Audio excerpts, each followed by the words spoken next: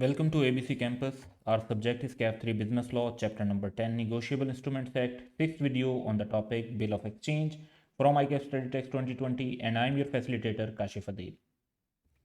So, third section of the chapter is about Bill of Exchange, and we would cover the definition of Bill of Exchange, the parties, specimen, format, essential elements of Bill of Exchange, and also difference between promissory note, which was covered in our last video, and Bill of Exchange.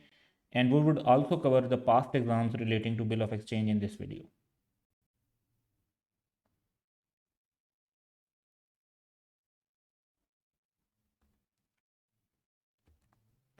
So bill of exchange की जो definition है, an instrument in writing containing an unconditional order signed by the maker, जो शख्स इसको बनाता है उसे specifically drawer कहते हैं, लेकिन डेफिनेशन में टर्म मेकर ही यूज हुई है, directing a certain person to pay on demand, यानी इंस्ट्रूमेंट एट डिमांड भी हो सकता है, और at a fixed or determinable future time, a certain sum of money only to or to the order of a certain person or to the bearer of instrument. तो basically दो difference हैं सिर्फ इस पूरी डेफिनेशन में promissory note से. Promissory note के अंदर अनकंडीशनल अंडरटेकिंग थी, इसमें अनकंडीशनल ऑर्डर है. फिर प्रॉमिसरी नोट में पेमेंट जो है वो मेकर ने करनी होती है, जबकि बिल ऑफ एक्सचेंज में जो मेकर है वो किसी और को पेमेंट करने के लिए ऑर्डर कर रहा होता है, डायरेक्ट कर रहा होता है. तो ये दो लफ्ज़ों का डिफरेंस अगर आप कर लेंगे तो बाकी सेम डेफिनेशन आपको प्रॉमिसरी नोट वाली याद करनी है.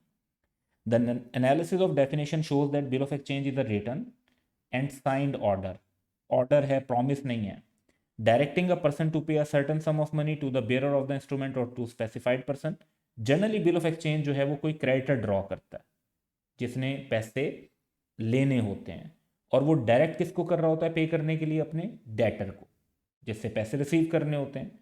और वो पेई जो है वो खुद भी हो सकता है, और बाजू का जैसे क्रेडिटर ने खुद किसी के पैसे देने हैं तो वो उसको भी किसी थर्ड पर्सन को भी पेई बना सकता है.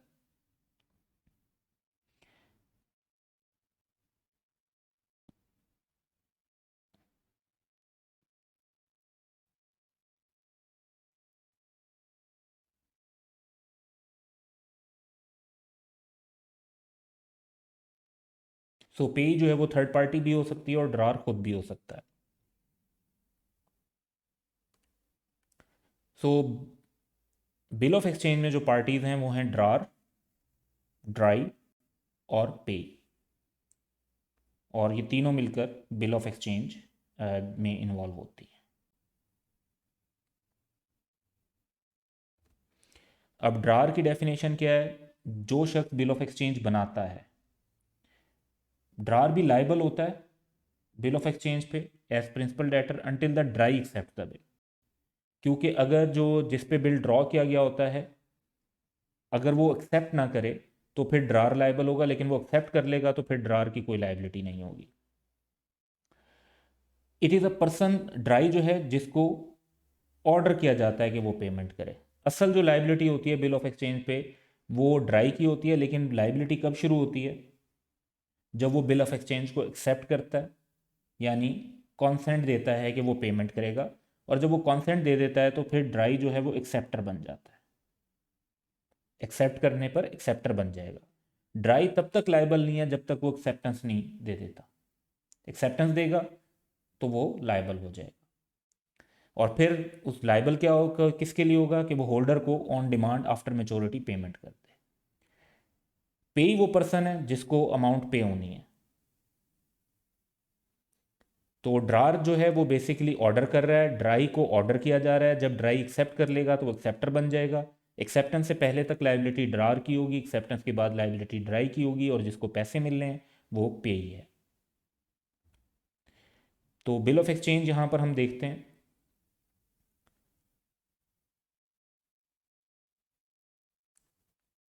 डेट मेंशन की गई 3 मंथ आफ्टर डेट, यानी सितंबर 15 के 3 महीने बाद, विच वुड बी दिसंबर 15. पे टू यासीन. अब जो यासीन है or to his order the sum ₹10,000 for value received. अच्छा, तो ये जो यासीन है ये तो बन गया जी आपका पे। जिसको ऑर्डर दिया गया वो है ड्राई।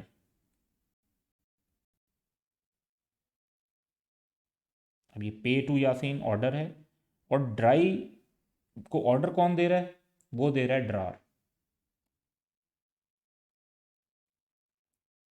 अब जब ड्राई इसको एक्सेप्ट कर लेगा तो देखें सेम पर्सन एक्सेप्ट करेगा तो वो बन जाएगा एक्सेप्टर। अब जो पैसे हैं वो अमाउंट में भी आ गए और वर्ड्स में भी आ गए। सो इस स्पेसिमेन में मोहसिन जो है वो ड्रार है, असलम जो है वो ड्राई है और बाद में एक्सेप्टर बन जाएगा, और यासीन जो है वो पेई है। तो ये स्पेसिमेन है जी बिल ऑफ एक्सचेंज का। अब बिल ऑफ एक्सचेंज के भी जो एसेंशियल्स हैं वो सिमिलर ही हैं। जो वाहिद फ़र्क होता है वो प्रॉमिस की जगह ऑर्डर वाली बात होती है। तो बिल ऑफ एक्सचेंज राइटिंग में होना चाहिए, ऑर्डर टू पे होना चाहिए। प्रॉमिसरी नोट में प्रॉमिस टू पे था, यहाँ ऑर्डर टू पे। डेफिनेट एंड कंडीशनल हो, signed by drawer and dry. Promissory note में था कि साइंड बाय मेकर होना चाहिए।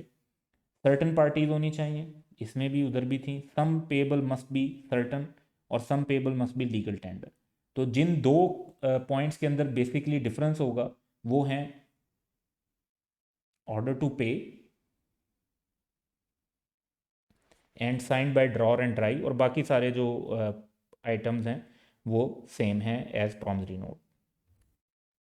सो बिल ऑफ एक्सचेंज भी राइटिंग में होना चाहिए जैसे प्रॉमिसरी नोट होता है, ऑरल नहीं हो सकता। तो टेलीफोन पर अगर आप करेंगे तो वो वैलिड नहीं है।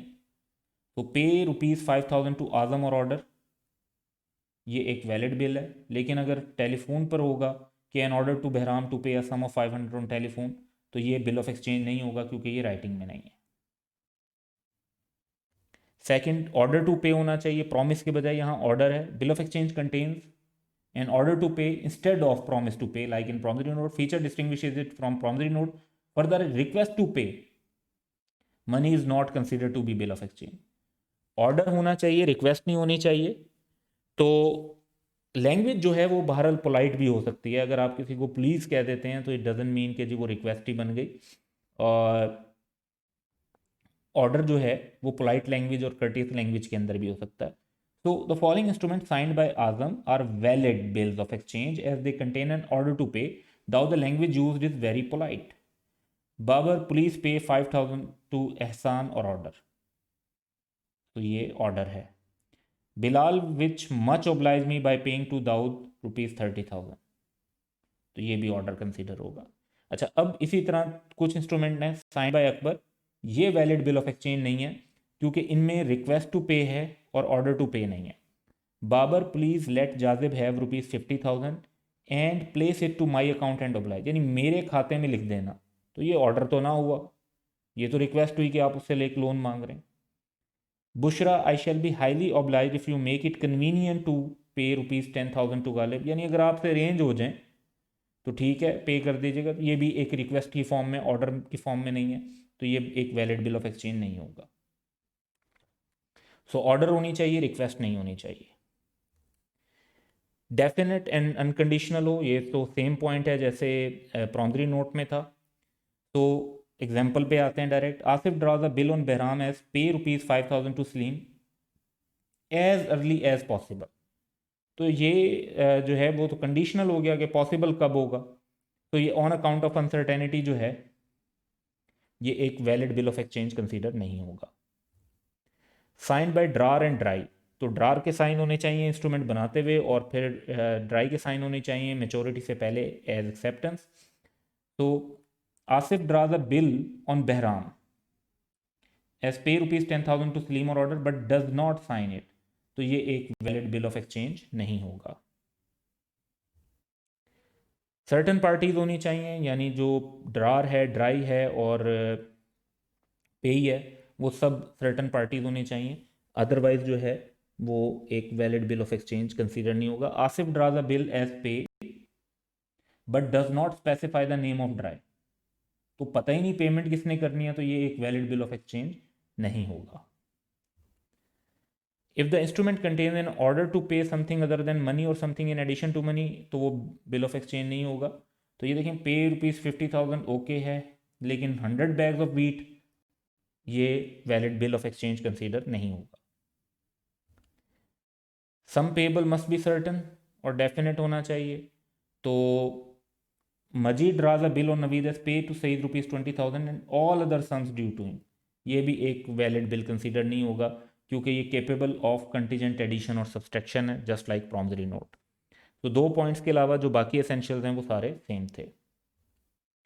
अब प्रॉमिसरी नोट और बिल ऑफ एक्सचेंज का डिफरेंस देखें तो प्रॉमिसरी नोट में 2 पार्टीज़ होती हैं, जबकि जिन्हें मेकर और पेई कहते हैं, जबकि बिल ऑफ एक्सचेंज में 3 पार्टीज़ होती हैं, ड्रा, ड्राई एंड पेई। प्रॉमिसरी नोट में जो मेकर ऑफ द नोट है वो पेई नहीं हो सकता, जबकि ड्रार एंड पेई सेम पर्सन हो सकते हैं।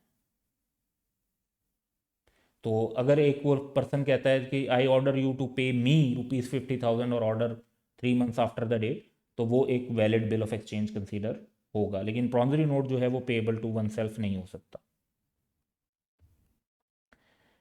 सो प्रॉमिसरी नोट में प्रॉमिस होता है और बिल ऑफ एक्सचेंज में ऑर्डर होता है। प्रॉमिसरी नोट में एक्सेप्टेंस ज़रूरी नहीं है, जबकि बिल ऑफ एक्सचेंज में एक्सेप्टेंस लाजमी है, और उसी के बाद उसको जो है आप प्रेजेंट कर सकते हैं फॉर पेमेंट। अच्छा, इसके बाद जो है वो नेचर ऑफ लाइबिलिटी, तो जो लाइबिलिटी होती है मेकर की प्रॉमिसरी नोट के अंदर, वो प्राइमरी एंड एब्सोल्यूट होती है, जबकि ड्रार की जो लाइबिलिटी होती है मेकर है वो सेकेंडरी एंड कंडीशनल होती है, क्योंकि उसकी लाइबिलिटी सिर्फ तब होती है जब या तो ड्राई एक्सेप्ट ना करे या फिर ड्राई जो है वो बाद में पेमेंट ना करे। वो जो ड्रार है वो सिर्फ श्योरिटी होता है ऑफ ड्राई। तो प्राइमरी लाइबिलिटी जो है वो ड्राई की होती है, जबकि प्रॉमिसरी नोट के अंदर प्राइमरी लाइबिलिटी जो है वो मेकर की होती है।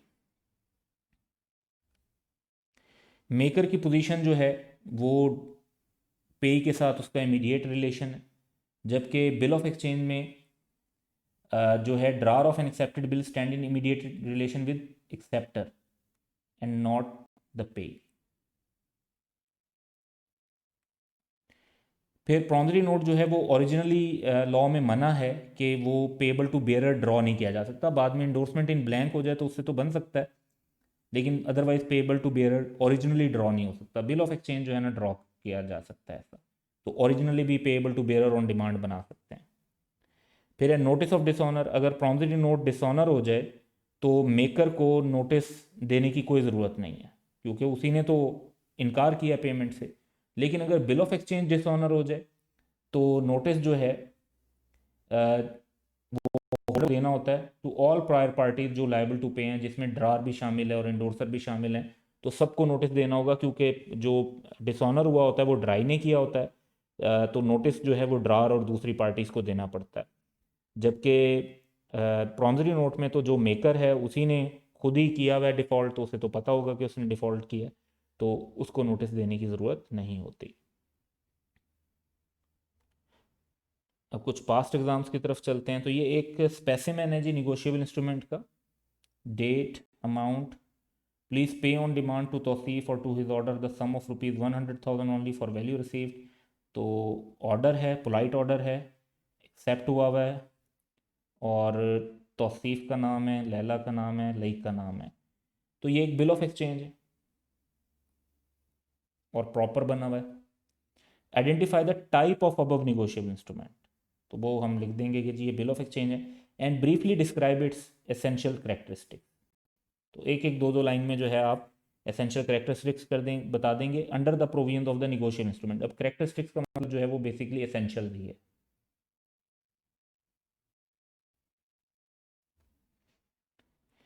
सो बिल ऑफ एक्सचेंज है, और एसेंशियल करेक्टरिस्टिक्स में आप बता देंगे कि इन राइटिंग होना चाहिए, ऑर्डर टू पे होना चाहिए, डेफिनेट एंड अनकंडीशनल होना चाहिए, ड्रार के साइन होने चाहिए, पार्टी सर्टन होनी चाहिए, सम पेबल जो है वो लीगल टेंडर हो, सर्टन हो, टाइम फॉर पेमेंट जो है वो दोनों किस्म का हो सकता है। ये डेफिनेशन से एक्स्ट्रा ले लिए हैं। और इट मस्ट बी डिलीवर्ड, जाहिर बात है जब तक पे को देंगे नहीं तो वो भी होना चाहिए। तो आप 7 भी लिख देते, जो प्रॉपर हैं वो तो 7 है, ये 2 एक्स्ट्रा भी सजेस्टेड सोल्यूशन में मेंशन थे तो ये भी मेंशन किए जा सकते हैं।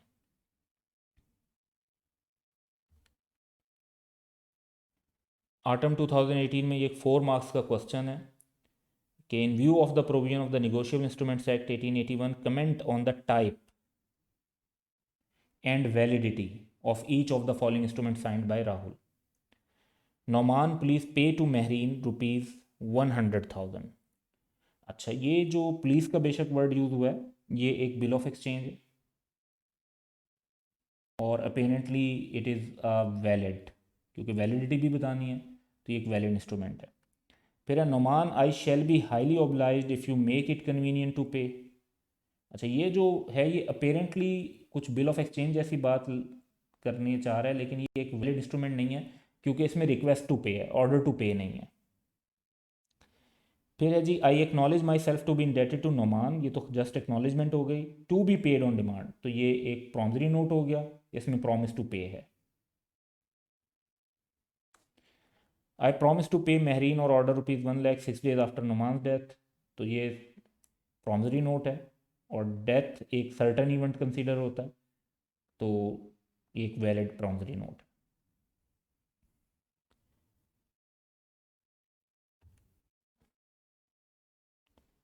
ये आंसर है जिसमें वही बातें जो हमने डिस्कस की उनको सिंपली आप देखें कि 4 नंबर के लिए था तो आप एक एक 2 लाइन के अंदर ही उसको एक्सप्लेन कर रहे हैं, बहुत ज़्यादा डिटेल में जाकर चीज़ों को डिस्कस नहीं कर रहे, जितनी बात क्वेश्चन में की गई है उसी को सिंपली रिस्पॉन्ड कर रहे हैं।